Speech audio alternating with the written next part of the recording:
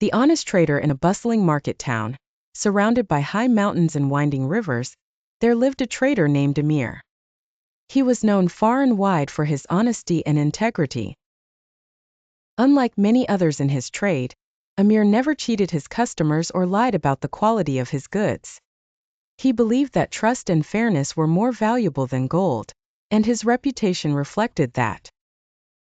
Amir's shop was always full of customers, for they knew that whatever they bought from him would be of the best quality and at a fair price. He sold spices from distant lands, fine fabrics, handmade pottery, and delicious sweets. People from all over the region came to do business with him, and Amir's name became synonymous with trustworthiness. One day, a wealthy merchant from a neighboring city visited Amir's shop. The merchant, named Zahir, was known for his cunning and ruthless business tactics. He had heard of Amir's success and wanted to see if the stories of the honest trader were true. "Good day, Amir," Zahir greeted as he entered the shop, his eyes scanning the shelves filled with goods. "Good day, sir," Amir replied with a warm smile. "How may I assist you today?" Zahir pretended to be interested in buying some expensive spices. "I've heard much about your honesty, Amir," he said, testing the trader.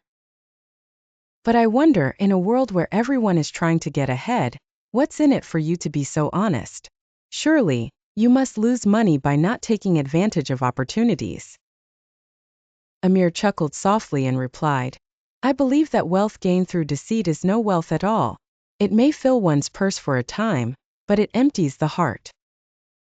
My customers trust me, and that trust is worth more than any amount of money." Zahir was intrigued but not convinced. He decided to test Amir's honesty further. "I see you sell saffron," he said, pointing to a jar of the precious spice. "It's quite valuable. What if I were to offer you double the price for half the amount provided you tell no one?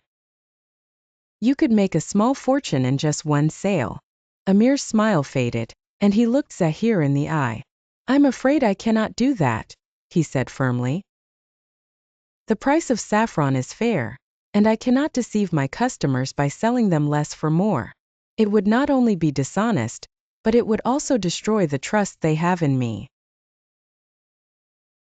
The honest trader Zahir nodded, impressed by Amir's unwavering integrity, but he was still determined to find a way to break the trader's resolve. He decided to play a trick on him. The next day, Zahir returned to Amir's shop with a large sack of grain. "I have brought you this sack of the finest grain from my own fields," he said. "I'd like to sell it to you, and in return, I'll buy an equal weight of your saffron." Amir agreed to the trade and invited Zahir to weigh the grain on his scales. Zahir, however, had secretly placed a small stone inside the sack, hidden beneath the grain, to make it heavier than it appeared. He watched Amir closely, hoping that the trader would not notice the deceit. As Amir poured the grain onto the scales, he noticed that the weight was not quite right. He paused for a moment, then carefully sifted through the grain and discovered the stone. Without a word, he removed the stone and weighed the grain again. This time the weight was correct. Zahir watched in silence, his face betraying no emotion, but inside he was ashamed. He had tried to trick Amir, yet the honest trader had simply corrected the weight and continued the transaction without accusation or anger. Amir looked up at Zahir with a kind smile. "The grain is now fairly weighed," he said, "and the saffron will be measured accordingly." Zahir was struck by Amir's honesty and humility. He realized that his attempt to deceive Amir had failed not because of the trader's sharp eyes, but because of his unwavering commitment to fairness and integrity. Zahir felt a deep sense of respect for Amir and a pang of guilt for his own dishonesty. "I must confess something to you, Amir," Zahir said, his voice filled with remorse. "I placed a stone in the sack to deceive you and gain more of your saffron than was fair. But you saw through my trick, and yet you did not scold me or refuse the trade. Why?" Amir looked at Zahir with gentle eyes. "We all make mistakes, Zahir. What matters is that we learn from them and choose to do better. I believe that honesty is the foundation of good business and a good life. If I had reacted with anger or refused to trade with you, I would have lost the chance to build trust between us. I hope that by being fair, I can help others see the value in honesty as well. The honest trader Zahir was deeply moved by Amir's words.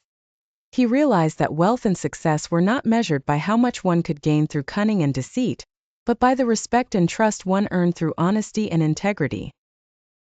From that day on, Zahir vowed to change his ways and conduct his business with the same fairness that Amir had shown him.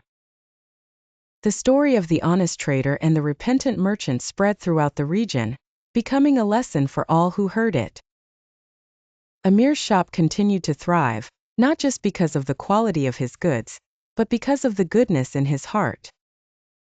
And as for Zahir, he too became known as a fair and honest merchant, thanks to the example set by the man he had once tried to deceive. And so the market town prospered not just in wealth, but in the values of trust, honesty, and integrity that Amir had taught them all.